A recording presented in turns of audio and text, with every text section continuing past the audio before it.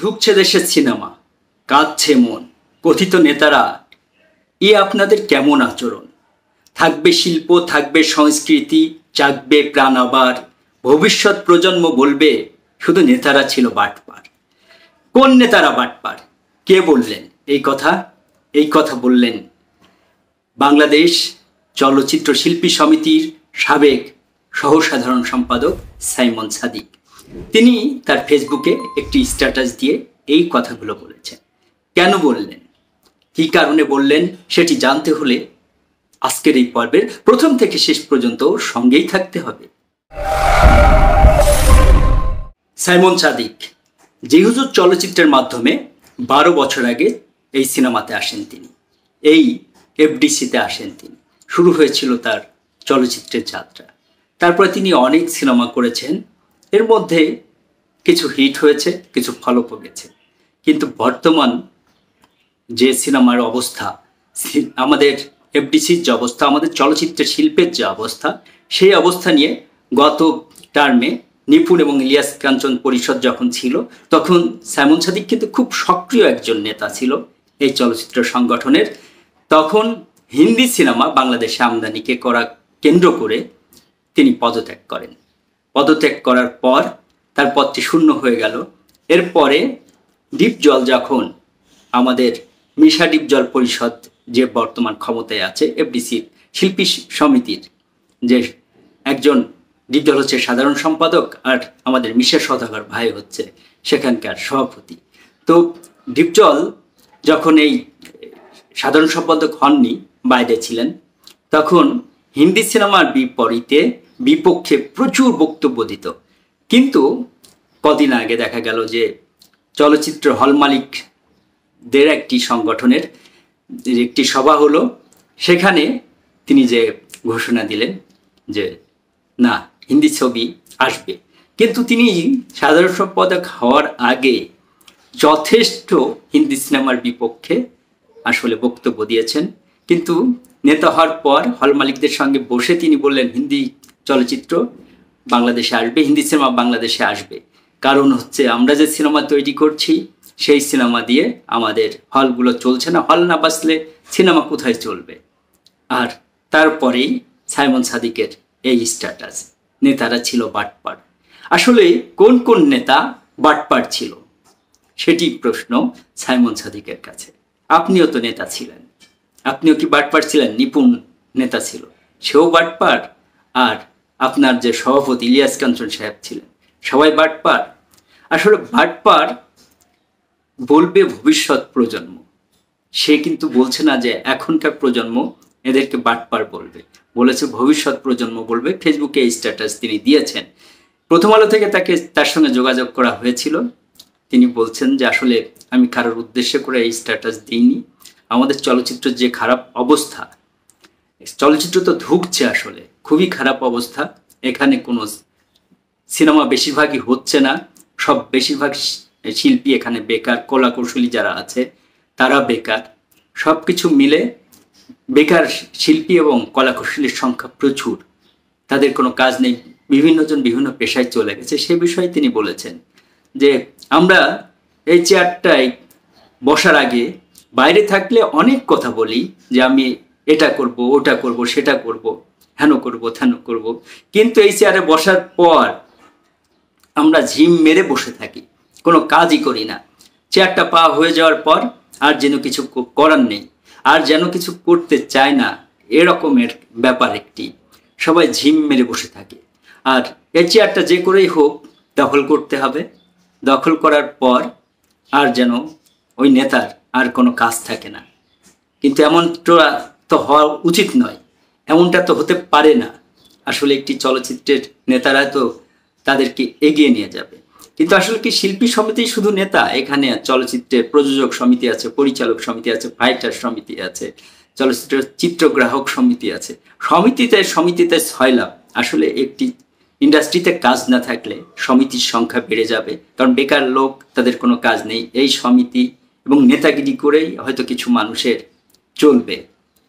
কিন্তু সাইমন সাদিক বলেছেন কি একটু মধু আছে, তিনি বুঝতে পারেন না, তিনি থাকছেন তো এই চেয়ারে, আসলে কি মধু আছে তিনি এখান থেকে কোনো মধুই নেননি এবং তিনি মধু নিতে চাননি। তিনি চেয়েছিলেন কাজ করতে, কিন্তু সেই কাজটি তিনি করতে পারেননি সাইমন সাদিক সাহেব, কারণ পরিবেশটা আসলে ওরকম অনুকূলে ছিল না। সাইমন সাদিক আরও বলেছেন যে আমাদের প্রধানমন্ত্রী, মাননীয় প্রধানমন্ত্রী, তিনি তার কাছে আজ পর্যন্ত আমরা কেউ যেতে পারলাম না। তার কাছে যদি আমরা আমাদের যে সমস্ত বর্ষিয়ান চলচ্চিত্র নেতারা আছে, অভিনয় শিল্পীরা আছে, সবাই মিলে যদি যাই, তাহলে একটি সমস্যার অবশ্যই সমাধান হবে। আমাদের প্রধানমন্ত্রী আসলে সব কিছু কি প্রধানমন্ত্রী সমাধান করে দিতে পারবেন? যদি এই চলচ্চিত্রের যে সমস্ত নেতা আছে, যে সমস্ত শিল্পী আছে, যে সমস্ত পরিচালক আছে, তারা যদি না চায় এটির উন্নতি, তাহলে কি নেতারা এই চলচ্চিত্রের উন্নতি যদি না চায়, তাহলে কি প্রধানমন্ত্রী পারবেন একা এই চলচ্চিত্রের উন্নতি করতে? তিনি আরও বলেছেন যে ফেরদৌস ভাই তো এখন সংসদ সদস্য, তার সঙ্গে করে যদি আমরা যাই, প্রধানমন্ত্রী নিশ্চিত এটার একটি সমাধান বের করে দিবেন। হ্যাঁ, প্রধানমন্ত্রী দিতেই পারেন, কিন্তু এত নেতা এই আমাদের এফডিসিতে তারা কি করছে? 20টা সংগঠনের নেতা, আবার কত নেতা, প্রযোজক সমিতি, পরিচালক সমিতি, ফাইটার সমিতি, চলচ্চিত্র চিত্রগ্রাহক সমিতি, কত সমিতির নেতা। তারা এতদিন ধরে এই চলচ্চিত্র থেকে যে মধুটি নিয়েছে, প্রযোজকরা, পরিচালকরা, অভিনয় শিল্পীরা, তারা কেন একটি সমস্যার সমাধান বের করতে পারছেন না? এটি একটি বড় প্রশ্ন সাইমন সাদিক। আপনারা নিজেরা কেন এই চলচ্চিত্রের সমস্যার সমাধান করতে পারছেন না? প্রধানমন্ত্রী একজন মানুষ, দেশের কত সমস্যা আছে, তাকে অনেক বিষয় নিয়ে চিন্তা করতে হয়। বাংলাদেশের যে মূল্যস্ফীতি, সব কিছুর দাম হু হু করে বেড়ে যাচ্ছে, সেটি রোধ করা যাচ্ছে না। ডলারের দাম বেড়ে যাচ্ছে, বাংলাদেশের অর্থনৈতিক অবস্থা দিন দিন খারাপ হচ্ছে, গরিব মানুষের খুব কষ্ট হচ্ছে, কত সমস্যা তাকে সমাধান করতে হয়। আপনারা নিজেরা বসুন না কেন, নিজেরা বসে একটি সমাধান বের করার চেষ্টা করেন না কেন? কত বড় বড় নেতা আছে, ফেরদৌস ভাইকে নিয়ে বসতে পারেন। সর্বশেষ না হলে প্রধানমন্ত্রীর কাছে যাওয়া যেতে পারে, প্রধানমন্ত্রী একটি সমাধান দিতে পারেন, কারণ যেহেতু তিনি বাংলাদেশের এখন বর্তমান নেত্রী, যেহেতু প্রধান বাংলাদেশে, তার কাছে যে কেউ যেতে পারে এবং যে কোনো চলচ্চিত্রের সংগঠনরাও যেতে পারে। কিন্তু উচিত কি ছিল? উচিত ছিল আমরা নিজেরা একটি সমাধান বের করা। চলচ্চিত্রের যে সমস্ত নেতারা আছে, তারা মিলে একটি সমস্যার সমাধান বের করে ফেলা, কিন্তু আমরা সেটি করতে পারলাম না, শুধু নেতা আর চেয়ার। সর্বশেষ সাইমন সাদিকের কাছে প্রশ্ন করা হয়েছিল যে এই যে বাটপার বললেন, আপনি নিজেও তো নেতা ছিলেন, তাহলে বাটপার কাদের বললেন? সাইমন সাদিক সেটার উত্তর দিয়েছেন যে সেটি ভবিষ্যৎ প্রজন্ম বলবে। ভবিষ্যৎ প্রজন্ম যদি আমাকে মনে করে, আমি যেহেতু কাজ করতে পারিনি, আমাকে বাটপার বলবে, আর যারা আছে তাদেরকেও বাটপার বলবে, যারা কাজ করতে পারেনি। তো বাটপার বলে কি লাভ হবে ভবিষ্যৎ প্রজন্ম? কোনো লাভ হবে সাইমন সাদিক? এটা তো কোনো সমস্যার সমাধান হচ্ছে না। ডিপজল সাহেব যে সমস্ত বক্তব্য দিয়েছে, কি দারুণ দারুণ বক্তব্য দিয়েছে, কিন্তু হিন্দু চলচ্চিত্র লাগবে। আপনি হিন্দি চলচ্চিত্রের বিপক্ষে থেকে পদত্যাগ করেছিলেন, সেটি ভালো কাজ নয়। কারণ আমাদের হলগুলো যদি না থাকে, আপনি যে সিনেমা বানাবেন, আপনাকে নিয়ে একজন প্রযোজক সিনেমা বানাবে, অনেক টাকা লগ্নি করবে, 50-60 লাখ বা 1 কোটি টাকায় লগ্নি করবে। সে কোথায় চালাবে সেই সিনেমা? কোথায়?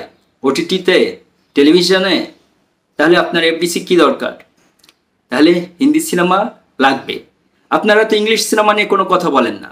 ইংলিশ সিনেমা সারা বিশ্বের সঙ্গে মাল্টিপ্লেক্স সিনেপ্লেক্সে মুক্তি পায়, সারা মানে সেই প্রথম থেকেই দেখে আসছি, সেটি নিয়ে তো কোনো কথা বলেন না। হিন্দি সিনেমা আসলে আপনাদের মনে নানা রকমের কথা আসে। হিন্দি সিনেমা আপনার প্রতিদ্বন্দ্বী না আপনি হিন্দি সিনেমার প্রতিদ্বন্দ্বী?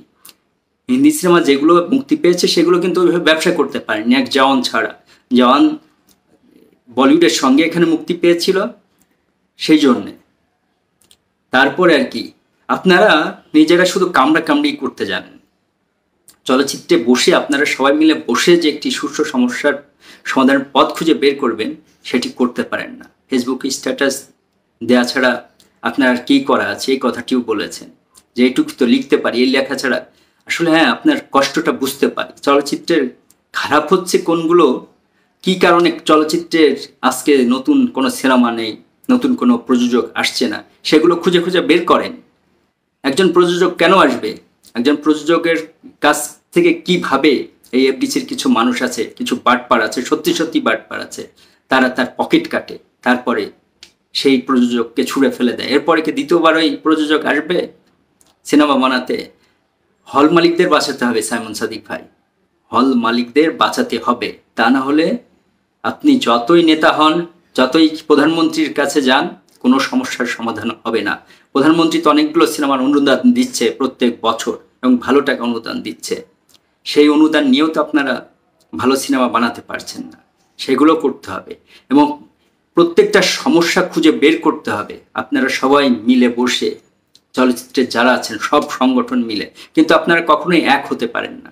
সব সময় দলাদলি, কাদা ছোড়াছুড়ি, এ ওর পেছনে লেগে থাকা, সে তার পেছনে লেগে থাকা। শাকিব খানকেই দেখেন কি করলেন। শাকিব খান শেষ পর্যন্ত আপনাদের ছেড়ে বের হয়ে গেলেন এখান থেকে। এফডিসিতে তিনি আর আসেনি না, এই এফডিসির এই সমস্ত আপনাদের আচরণের কারণে। তাকে মার পর্যন্ত দিয়েছেন আপনারা, মেরেছেন। আজ 25টা বছর শাকিব খানের সিনেমা ছাড়া দু একটা মাঝে মধ্যে চঞ্চল চৌধুরীর সিনেমা চলে, এরপরে সুড়ঙ্গ চলেছিল, আমাদের নিশোর সিনেমা। সেইগুলো কিন্তু সব এফডিসি ঘরানার কোনো পরিচালকের সিনেমা কোনো হিট নেই, সুপার হিট নেই। সব এফডিসির বাইরে যে সমস্ত তরুণ প্রজন্ম, বাইরের যে সমস্ত তরুণ প্রজন্ম নাটক করতেন, তারা যে সিনেমা তৈরি করছেন সেইগুলোর সঙ্গে কানেক্ট হয়েছেন শাকিব খান।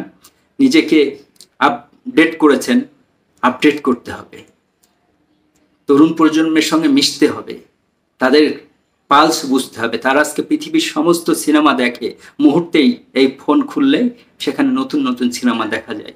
কেন আপনাদের এই বস্তা পচা গল্প, একই সেই গল্প, একই ভিলেনের ডায়লগ, একই ধরনের ভিলেন কেন দেখবে এত সময় আর টাকা খরচ করে? সেটি কেন দেখবে না, সেইটি খুঁজে বের করুন। এবং যে সমস্ত কথা আপনি বলেছেন, আপনার কষ্টের কথা বুঝতে পেরেছি। নিশ্চিত আপনারা সবাই মিলে বসে একটি সমস্যার সমাধান করবেন এবং এই যে পাটপাড়ি করা, এটি বন্ধ হবে নিশ্চয়ই। বাংলা চলচ্চিত্রে ভালো হোক।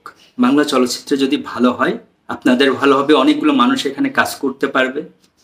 তার সঙ্গে হিন্দি সিনেমার বিরোধিতা করে লাভ নেই, কারণ হল মালিকদেরও বাঁচাতে হবে। আপনারা যে সিনেমা বানাচ্ছেন সেই সব সিনেমা দিয়ে হল মালিকরা টিকে থাকতে পারবে না। দেশ এবং প্রবাস থেকে যে সমস্ত দর্শক বন্ধু আজকের পর্বের সঙ্গে যুক্ত ছিলেন, সবার সুস্বাস্থ্য কামনা করি। সবাইকে অগ্রিম ঈদ মোবারক। সবাইকে তুফান দেখার আমন্ত্রণ। তুফান দেখবেন নিশ্চয়ই। অগ্রিম টিকিট বিক্রি শুরু হয়ে গেছে। আপনারা পাশের সিনেমা হল থেকে অগ্রিম টিকিট কিনুন এবং বাংলা চলচ্চিত্র দেখুন। সবাই ভালো থাকুন, সুস্থ থাকুন এবং নিরাপদে থাকুন। আল্লাহ হাফিজ।